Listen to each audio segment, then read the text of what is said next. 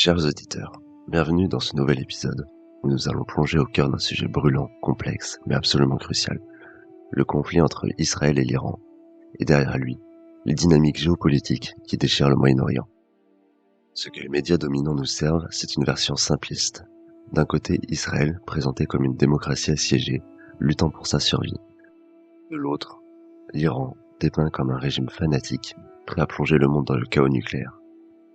Mais cette histoire est une caricature, un écran de fumée, une réalité bien plus trouble. Aujourd'hui, nous allons déconstruire ce narratif, révéler les hypocrisies, les trahisons et les intérêts qui façonnent cette guerre.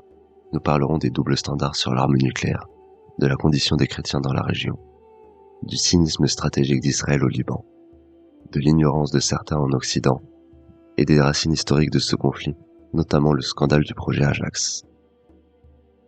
Nous verrons aussi comment la souveraineté iranienne dérange, et comment la Syrie est devenue le symbole du chaos orchestré par l'Occident. Ce podcast n'est pas seulement une analyse, c'est un appel à ouvrir les yeux, à regarder les faits en face, et à rendre justice aux oubliés de cette guerre, notamment les chrétiens du Moyen-Orient. Alors attachez vos ceintures, car nous partons pour un voyage au cœur de la vérité. Commençons par une question qui devrait tous nous interpeller. Pourquoi l'Iran est-il constamment présenté comme une menace nucléaire mondiale, alors qu'Israël, qui possède environ 80 ogives nucléaires selon le Stockholm International Peace Research Institute, agit en toute impunité? Oui, vous avez bien entendu, Israël est une puissance nucléaire de facto. Depuis les années 1960, il développe un arsenal atomique sophistiqué, avec des missiles balistiques et des sous-marins lanceurs d'engins. Pourtant, Israël n'a jamais signé le traité de non-prolifération nucléaire, un accord international qui engage les pays à limiter la prolifération des armes atomiques. Résultat, aucun inspecteur de l'Agence internationale de l'énergie atomique, AIEA, n'a jamais mis les pieds dans les installations nucléaires israéliennes. Pas de contrôle, pas de transparence et surtout, pas de sanctions. Maintenant, regardons l'Iran. Depuis la signature de l'accord de Vienne en 2015, l'Iran a accepté des inspections rigoureuses de l'AIEA sur son programme nucléaire civil. Des rapports réguliers confirment que Téhéran respecte ses engagements, limitant son enrichissement d'uranium à des niveaux bien en dessous de ce qui serait nécessaire pour une arme. Et pourtant, les sanctions pleuvent, les menaces de frappe israéliennes se multiplient, et les médias occidentaux répètent en boucle que l'Iran est à deux doigts de déclencher l'apocalypse. Prenons un instant pour comparer avec un autre pays, le Pakistan. Ce pays, bien plus instable politiquement, avec des liens documentés avec des groupes extrémistes, possède l'arme nucléaire depuis 1998. Selon des estimations, son arsenal compte entre 150 et 200 ogives. A-t-il plongé le monde dans le chaos? Non. Alors pourquoi cette hystérie autour de l'Iran? La réponse est limpide. L'Occident applique un double standard. Les alliés comme Israël ou le Pakistan peuvent posséder la bombe, car ils servent les intérêts géopolitiques de Washington. Mais un pays comme l'Iran, qui refuse de plier, devient une cible. Ce péril iranien est un écran de fumée, une excuse pour justifier une guerre économique et militaire visant à maintenir l'hégémonie occidentale sur une région riche en pétrole et en gaz. Et n'oublions pas le contexte historique. En 2003, les États-Unis ont envahi l'Irak sous prétexte d'armes de destruction massive qui n'existaient pas. Des centaines de milliers de morts plus tard, cette erreur tragique devrait nous rendre prudents face aux accusations sans preuve contre l'Iran. Ce n'est pas de la sécurité mondiale dont il s'agit, mais de pouvoir et de contrôle. Passons maintenant à un aspect souvent ignoré dans ce conflit. La situation des chrétiens en Iran et en Israël. Ce contraste est révélateur car il met en lumière une hypocrisie profonde dans la manière dont l'Occident perçoit ces deux pays. En Iran, environ 300 000 chrétiens sont officiellement reconnus, principalement des Arméniens et des Assyriens, héritiers d'un christianisme millénaire. Selon le rapport 2023 d'Open Doors, ces communautés disposent de leur propre église, école, médias et même de sièges réservés au Parlement iranien. Oui, vous avez bien entendu, dans une république islamique, les chrétiens historiques ont une représentation politique officielle. Bien sûr, tout n'est pas rose. Les conversions de musulmans au christianisme sont strictement interdites, et les chrétiens clandestins, estimés à près d'1 million, vivent dans la peur des arrestations. Mais comparé à d'autres pays de la région comme l'Arabie Saoudite, où toute pratique chrétienne est illégale, l'Iran offre un cadre de coexistence relative pour ces minorités historiques. Maintenant, regardons Israël. On compte environ 180 000 chrétiens, majoritairement arabes, vivant à Nazareth, Haïfa ou Jérusalem. Officiellement, ils sont citoyens israéliens, avec des droits égaux. Mais la réalité sur le terrain est bien différente. À Jérusalem, ville sainte pour les trois monothéismes, les chrétiens font face à des actes d'intimidation croissants, souvent de la part de groupes juifs ultra-orthodoxes. Des rapports de Human Rights Watch de 2022 documentent des incidents réguliers, crachats sur des prêtres arméniens, insultes contre des pèlerins, vandalisme contre des églises. En 2021, une procession chrétienne dans le quartier arménien a été violemment perturbée par des extrémistes. Ces tensions ne sont pas anecdotiques. Elles reflètent une volonté de certains groupes de judaïser Jérusalem, en marginalisant les chrétiens, qu'ils soient locaux ou pèlerins venus du monde entier. Imaginez, dans la ville où Jésus a marché, des chrétiens sont humiliés, et cela dans un silence médiatique assourdissant. Et pourtant, certains en Occident soutiennent inconditionnellement Israël au nom d'un prétendu héritage judéo-chrétien. Quelle ironie. Comment peut-on défendre un pays qui tolère de telles exactions contre les chrétiens, tout en dénonçant l'Iran comme un enfer pour les minorités? Ce deux poids deux mesures est un miroir qui dérange, et il est temps de le regarder en face. Un autre épisode méconnu révèle le cynisme géopolitique à l'œuvre dans cette région. Le sort des chrétiens du Sud-Liban. Pendant la guerre civile libanaise, dans les années 1980, Israël a vu dans les communautés maronites un levier stratégique pour contrer le Hezbollah, un mouvement chiite soutenu par l'Iran. Des milices chrétiennes, comme les forces libanaises dirigées par Samir Jeja, ont été armées, financées et utilisées comme force supplétive pour maintenir une zone tampon au sud Liban. Cette alliance semblait prometteuse. Les chrétiens maronites, souvent en conflit avec les factions musulmanes, voyaient en Israël un allié contre leurs rivaux. Mais cette collaboration était purement opportuniste.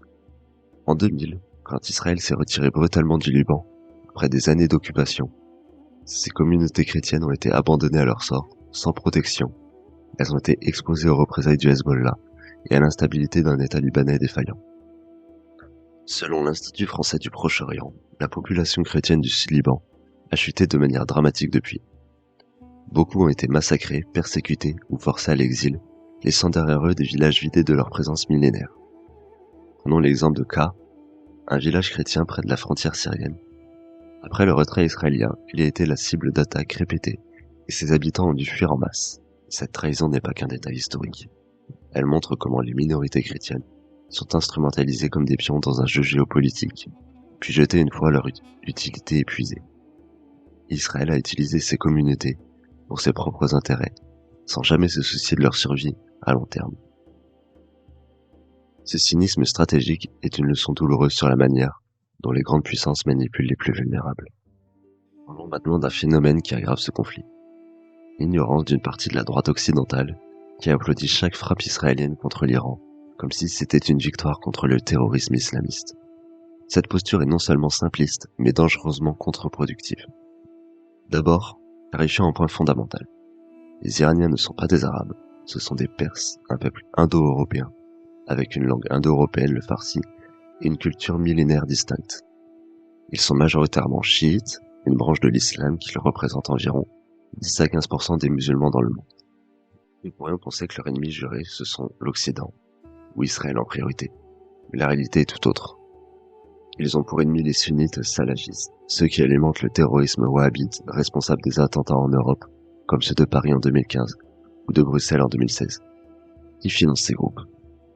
Principalement des monarchies sunnites du Golfe, comme l'Arabie Saoudite et le Qatar, alliés de l'Occident. Des rapports du Council on Foreign Relations montrent que ces pays ont longtemps soutenu directement ou indirectement des réseaux extrémistes sunnites. Pendant ce temps, l'Iran combat ces mêmes groupes, notamment en Syrie et en Irak, où il soutient des milices chiites contre Daesh. Et pourtant, une partie de la droite occidentale, aveuglée par une vision binaire, voit en Israël un rempart contre l'islam et en l'Iran un ennemi absolu. Cette méconnaissance est coupable. Elle ignore les nuances ethniques, religieuses et historiques, et alimente un racisme latent qui assimile tous les musulmans à des terroristes. Prenons un exemple concret. En 2019, quand les États-Unis ont assassiné le général iranien Qassem Soleimani, figure clé dans la lutte contre Daesh, beaucoup en Occident ont applaudi, pensant qu'il s'agissait d'un terroriste. Mais sur le terrain, Soleimani était un adversaire direct des djihadistes sunnites. En le tuant, l'Occident a paradoxalement affaibli un acteur qui combattait le même ennemi. Cette ignorance stratégique doit cesser. Soutenir aveuglément Israël contre l'Iran, c'est tomber dans le piège d'une guerre orchestrée pour diviser et contrôler, au mépris des vraies menaces. Comprendre pourquoi l'Iran est aujourd'hui un ennemi juré de l'Occident, il faut remonter à un événement clé, le projet Ajax de 1953. Cet épisode, trop peu connu, est pourtant au cœur de la méfiance iranienne envers les puissances occidentales. 1951, Mohammad Mossadegh, premier ministre démocratiquement élu, décide de nationaliser l'industrie pétrolière iranienne, jusque-là contrôlée par l'Anglo-Iranian Oil Company, l'ancêtre de British Petroleum. Ce geste audacieux vise à rendre à l'Iran la maîtrise de ses ressources au profit de son peuple, plutôt que des multinationales britanniques. Mais cette souveraineté dérange. En pleine guerre froide, les États-Unis et le Royaume-Uni craignent que l'Iran ne s'aligne sur l'URSS. Orchestre un coup d'État secret, baptisé projet Ajax. La CIA et le MI6 financent des manifestations, corrompent des officiels et manipulent l'opinion publique pour renverser Mossadegh. En 1953, il est destitué, emprisonné, et le Shah, Mohammad Reza Pahlavi, est réinstallé comme monarque docile, une marionnette au service des intérêts pétroliers occidentaux. Ce coup d'État, révélé par des archives déclassifiées dans les années 2000, a laissé une blessure profonde dans la psyché iranienne. Mossadegh reste un héros national, symbole de la lutte pour l'indépendance, et la révolution islamique de 1979, menée par l'ayatollah Khomeini, fut une réponse directe à cette trahison. Les Iraniens, humiliés par des décennies de domination étrangère, ont renversé le Shah pour reprendre leur destin en main. Cet épisode est crucial car il montre que le radicalisme iranien, souvent dénoncé en Occident, n'est pas né de nulle part. Il est le fruit d'une ingérence brutale, d'un mépris pour la souveraineté d'un peuple. Quand on comprend cela, on voit que les sanctions et les menaces d'aujourd'hui ne sont que la continuation d'une même logique. Punir l'Iran pour son refus de se soumettre. Pourquoi l'Iran est dans le collimateur de l'Occident? Pas à cause d'un prétendu danger nucléaire, mais parce qu'il est souverain. Dans une région où les bases militaires américaines pullulent, au Qatar, au Koweït, en Arabie Saoudite, l'Iran se distingue par son refus catégorique d'accueillir des troupes étrangères. Aucun soldat de l'oncle Sam sur son sol. C'est un choix stratégique, un acte de défi. Sur le plan économique, l'Iran contrôle ses immenses réserves de pétrole et de gaz, parmi les plus importantes au monde. Contrairement à ses voisins qui ont souvent cédé l'exploitation de leurs ressources aux multinationales occidentales, Téhéran garde la main sur ses richesses. Ce contrôle est un levier de puissance, mais aussi une source de tension, car il prive les grandes puissances de profits juteux. L'Iran a également développé une industrie militaire autonome, produisant des missiles balistiques, des drones et même des satellites. Cette indépendance stratégique dérange, car elle fait de l'Iran un acteur régional qui ne dépend pas des armes ou des technologies occidentales. Depuis des décennies, l'Occident répond par une guerre économique impitoyable, sanctions, embargos, restrictions bancaires. Ces mesures touchent durement la population iranienne, provoquant chômage, inflation et pénurie. Mais elles n'ont pas brisé la détermination de Téhéran à rester indépendant. Et c'est là le cœur du problème. L'Iran n'est pas puni pour ce qu'il fait, mais pour ce qu'il représente. Un pays qui dit non à l'hégémonie américaine, qui refuse de se plier, devient automatiquement un ennemi. Cette logique n'a rien à voir avec la justice ou la sécurité, c'est une question de pouvoir. L'objection classique contre l'Iran, c'est son bilan en matière de droits humains. On parle des restrictions sur les libertés individuelles, des exécutions, de la répression des dissidents. Ces critiques ne sont pas sans fondement. Le régime iranien impose des lois strictes, notamment sur les femmes et les opposants politiques, et les convertis chrétiens vivent dans la peur. Mais regardons de l'autre côté du Golfe, l'Arabie Saoudite. Ce pays interdit toute pratique religieuse autre que l'islam sunnite wahhabite. Les chrétiens, les chiites, les juifs n'ont aucun droit de culte. Les exécutions publiques, souvent par décapitation, sont monnaie courante. Les femmes, malgré des réformes cosmétiques, restent sous un joug patriarcal sévère. Selon Amnesty International, l'Arabie Saoudite a exécuté plus de 1000 personnes entre 2015 et 2022. Et pourtant, Riyad reste un allié indéfectible des États-Unis, recevant des contrats d'armement colossaux et un silence complice sur ses exactions. Pourquoi cette différence de traitement? Parce que l'Arabie Saoudite est un pion docile dans le jeu géopolitique occidental. Elle achète des armes, ouvre ses marchés, et finance des groupes extrémistes qui servent les intérêts de Washington, comme en Syrie ou au Yémen. L'Iran, lui, refuse ce rôle de vassal. Ce double standard est scandaleux. Si les droits humains étaient vraiment la priorité, l'Arabie Saoudite serait sous le feu des critiques. Mais non, les sanctions visent l'Iran, car il défie l'ordre établi. Les droits humains ne sont qu'un prétexte, brandi quand cela arrange les puissants. Cette hypocrisie doit être dénoncée. Enfin, parlons de la Syrie, pays martyrisé par l'ingérence occidentale. Avant 2011, sous Bachar al-Assad, la Syrie était un État laïque et nationaliste qui garantissait une certaine protection à ses minorités, chrétiens, alaouites, druzes, chiites. Les rapports de l'ONU, avant la guerre civile, soulignaient cet équilibre fragile où les différentes communautés coexistaient sous un régime autoritaire mais stable. Puis vint le printemps arabe, et avec lui une opportunité pour l'Occident et ses alliés du Golfe de déstabiliser un régime jugé trop proche de l'Iran et de la Russie. À partir de 2011, des groupes djihadistes comme Al-Nosra et Daesh, soutenus directement ou indirectement par des financements qataris et saoudiens, ont été armés pour renverser Assad. Le résultat, un chaos sanglant, avec plus de 500 000 morts et 6 millions de réfugiés selon les Nations Unies. Les minorités jadis protégées payaient le prix fort. Les chrétiens maronites, les alaouites, les chiites ont été persécutés, massacrés, forcés à l'exil. Prenons l'exemple de Maloula, un village chrétien historique où l'on parle encore l'araméen, la langue de Jésus. En 2013, ce village a été attaqué par Al-Nosra, ses églises profanées, ses habitants exécutés ou chassés. Et pourtant, l'Occident continue de prétendre qu'il soutient la démocratie en Syrie. En réalité, il a alimenté une guerre par procuration, sacrifiant des populations entières pour affaiblir un axe Iran-Syrie-Hezbollah. Aujourd'hui, avec un pouvoir influencé par des groupes radicaux sunnites, les minorités vivent dans la peur, et la Syrie est un champ de ruines. Ce désastre est un avertissement. L'ingérence occidentale, sous couvert de nobles idéaux, mène à la destruction. Et les chrétiens, une fois encore, sont les victimes collatérales d'un jeu géopolitique qui les ignore. Mes chers auditeurs, ce que nous venons de voir, c'est une vérité brutale, une vérité qu'on ne veut pas entendre. Derrière les discours sur la sécurité, la démocratie ou la lutte contre le terrorisme, le conflit au Moyen-Orient révèle une réalité bien plus sombre.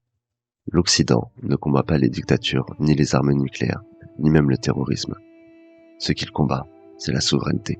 L'Iran, refusant les bases américaines, en contrôlant ses ressources, en défiant l'hégémonie, est devenu l'ennemi à abattre. Israël, avec son arsenal nucléaire illégal, est protégé, car il sert les intérêts de Washington. Et dans ce grand jeu de pouvoir, les chrétiens du Moyen-Orient sont les grands oubliés. Trahis au Liban, humiliés à Jérusalem, massacrés en Syrie, ils sont les victimes silencieuses d'une guerre qui se joue au-dessus de leur tête. Cette hypocrisie doit cesser. Il est temps de regarder les faits en face, de rejeter les simplifications, de dénoncer les doubles standards. La paix ne viendra pas des frappes militaires, des sanctions ou des ingérences. Elle viendra du respect des souverainetés, du dialogue entre les nations et d'une justice qui n'oublie pas les plus vulnérables. Alors je vous invite à partager ce podcast, à en parler autour de vous, à questionner les récits qu'on vous impose. Ensemble, nous pouvons faire entendre la vérité, pour que les chrétiens du Moyen-Orient et tous les peuples de la région retrouvent la dignité qu'ils méritent. Merci de m'avoir écouté. À bientôt pour un prochain épisode.